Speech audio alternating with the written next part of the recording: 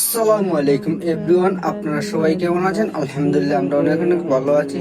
প্রতিবারের মতো নতুন ভিডিও নিয়ে শুরু করলাম।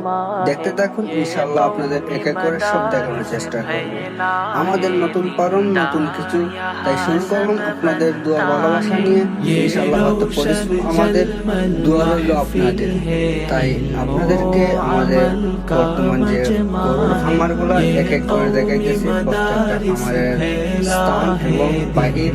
আমাদের খামারের সাইডের দিকে আছে সুন্দর সুন্দর টপ এবং সুন্দর অনেক সুন্দর ভিউ।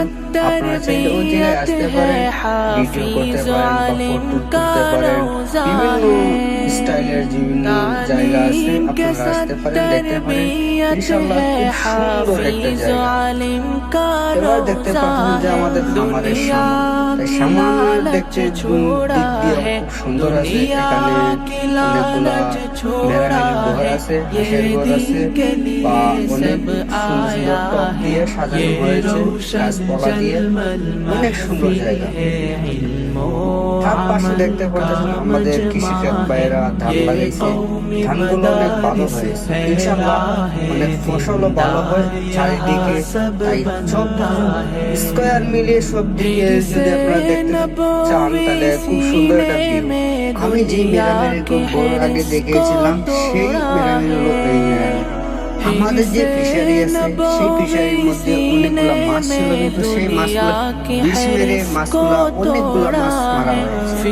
তো আপনাদের কি বলবো, দুঃখের বিষয়, কিন্তু তবু বলতে হয় আপনাদের যে আপনাদের দোয়া ভালোবাসায় আমাদের মাছ সবগুলো মাছ মারার পরও অনেকগুলো মাছ এখনো আছে। আর যা আছে তা নিয়ে আলহামদুলিল্লাহ আমরা বলতে হবে, কারণ তার থেকে বলার মতো আর কোনো ভাষা নেই আমাদের মুখে। যাই হোক, আলহামদুলিল্লাহ। আর ভিউ গুলা দেখতেছেন তো, এত সুন্দর ভিউ ভাই, কি বলবো, বলার মতো কোনো ভাষাই নাই। যাই হোক, এত কথা বলার কোনো নিজ হাতে গড়া ফিশারি ঘুরে ঘুরে দেখতেছি আর মাছগুলায় খাবার দিতেছি। যদি ভিডিওটা ভালো লাগে থাকে অবশ্যই লাইক কমেন্ট শেয়ার করে পাশে থাকবেন। সুস্থ থাকবেন। আল্লাহ হাফেজ।